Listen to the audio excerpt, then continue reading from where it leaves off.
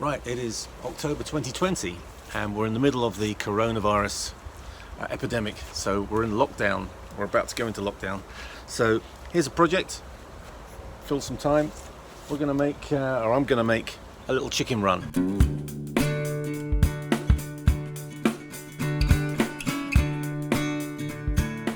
We used to have chickens and then we stopped, so we're thinking of having chickens again. And then we saw this this duck house. We think it's a duck house actually, and we bought it and we thought that's really nice. We'll use that for chickens. Yeah, so this thing's quite cute. The ramp is probably too steep for chickens, but that goes up like that and fixes. And then round the back. Okay, so there's a place here where we can get the eggs out. In here.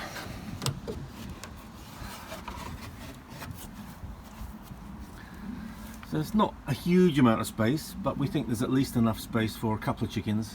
And the little nesting box there that I made, you can lift the lid on. And yeah, this is the fencing that we bought. So previously we had a chicken run and we used chicken wire. Now don't let anyone tell you that chicken wire is any good for anything other than keeping chickens in, because what it doesn't do is keep out foxes. So this stuff is better. This is from a company called Sure Green, and this is welded and galvanized chicken wire. So I'm really hoping that this does a better job. So we're going to use these posts as the main posts. These are about 1.5 inches by 1.5 inches, and probably going to, well, I'm going to set them in a sort of mortar. This is a bulb planter, so I think this will work quite well for making the holes. I don't have a post spade, but this should probably do it.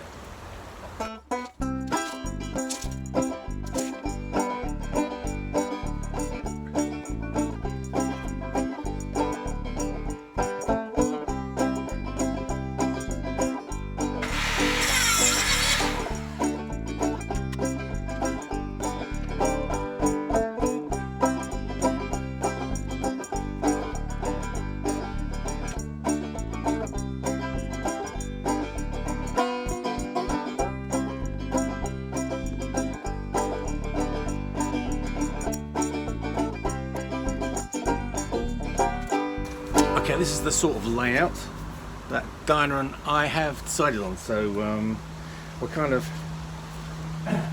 taller at the back here, and the fence will come down, and then we're lower over this part of the run. So the plan is that we don't need a door. So we have a roof that lifts up, and hopefully we'll be able to step over to get in, and then you can do what you need to do in here. So I just realised that where the posts were before and the slightly extended ramp that we're going to need, that in fact the chickens would come down there and they'd bang their heads. So I had to move these posts a little bit further forward. That was the old hole, that's the new hole. I'm going to set the posts in a sort of mortar mix. Happen to have some shops and some cement. Right, I have to say this bulb planter works really well for posts of this size. Just the right sort of hole. It's probably going down about 9-10 inches.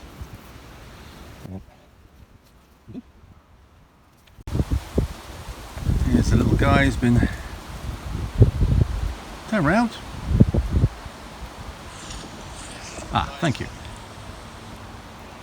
Watching me, looking for worms.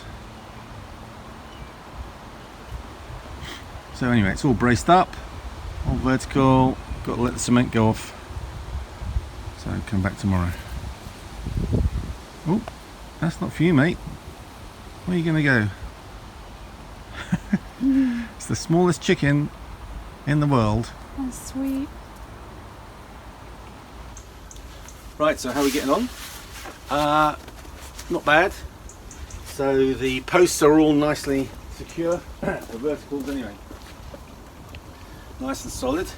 in concrete, and then I've just got a basic frame that I put screwed to the posts. Everything actually is pretty level, so I'm happy about that. And now I'm thinking about how to put the mesh on. And also we need an apron. You need an apron to stop Mr. Fox from tunneling. So the apron runs along the outside on the ground. Right, as you can see, the frame is now creosoted. So we creosoted the frame yesterday. We did, I did. Right, maybe this is obvious to everyone, but much easier to paint or preserve all your bits of wood in a batch, pushed together, rather than assemble your frame and then end up lying on your back trying to paint upwards. So this works quite well.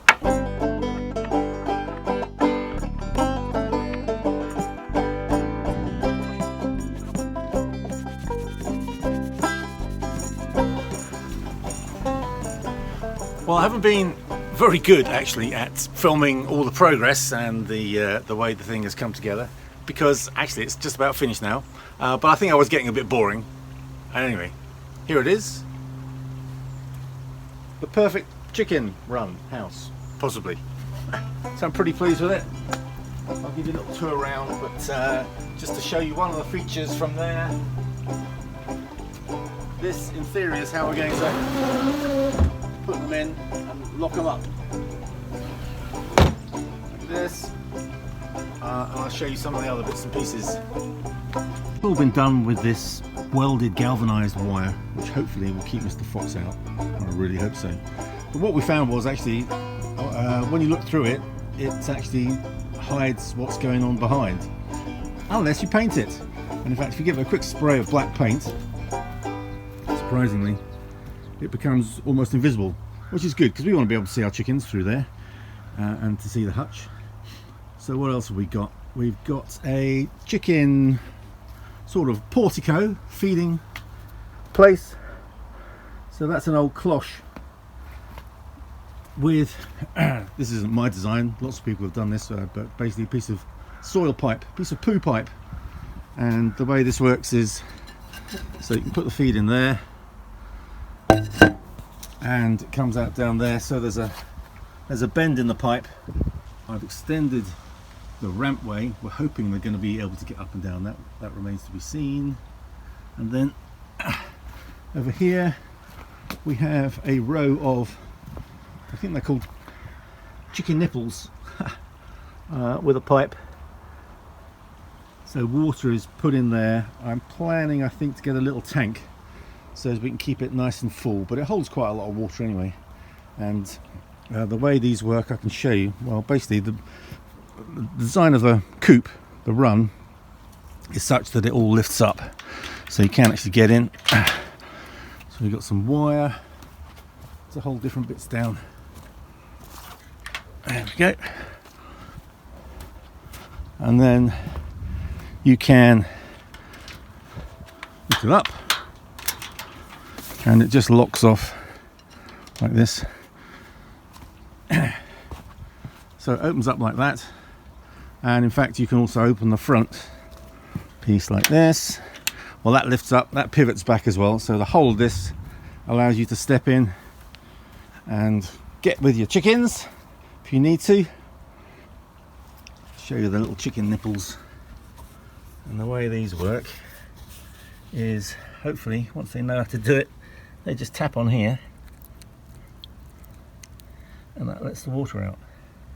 Keeps it nice and clean and lets you put quite a lot of water in the supply.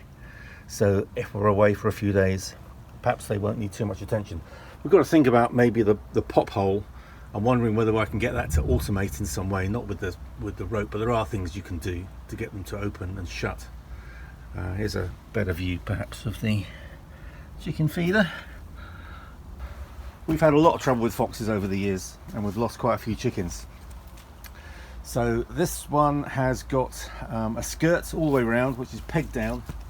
I use these staples, loads of these staples.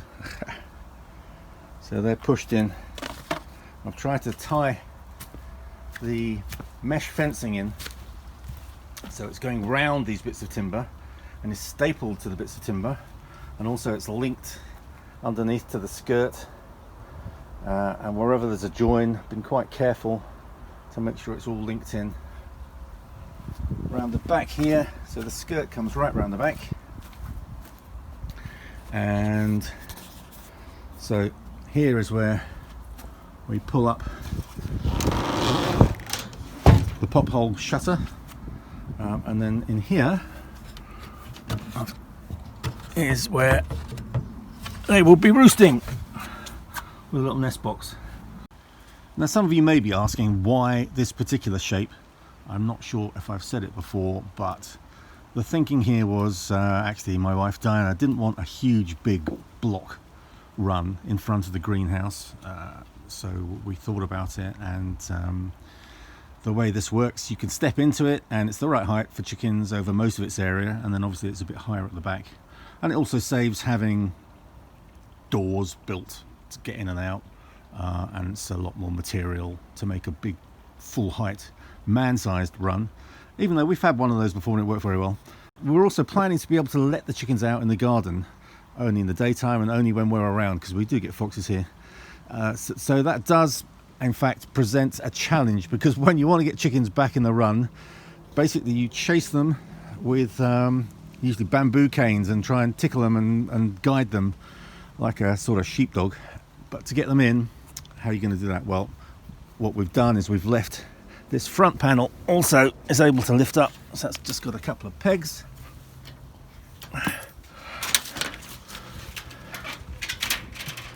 And that's how you shoo them back in, hopefully. It remains to be seen how well that works. Hopefully that works all right. So this is the way we were taught, which was to put them in the coop in the house and let them find their own way into the run, and then they'll know to go back in again. But they're staying put. Come on. That's it. Down you come.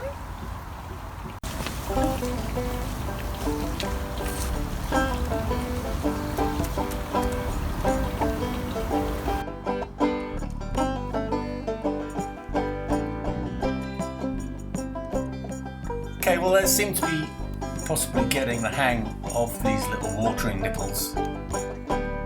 One of them is anyway. It's only been a couple of days.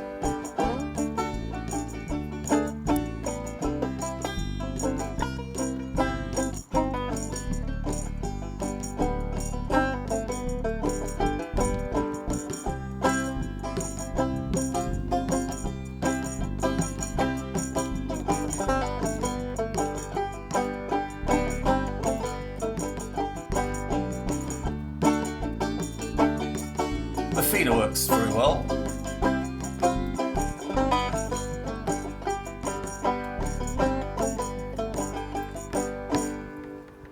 But the main thing they like doing is pecking water droplets off the little cover.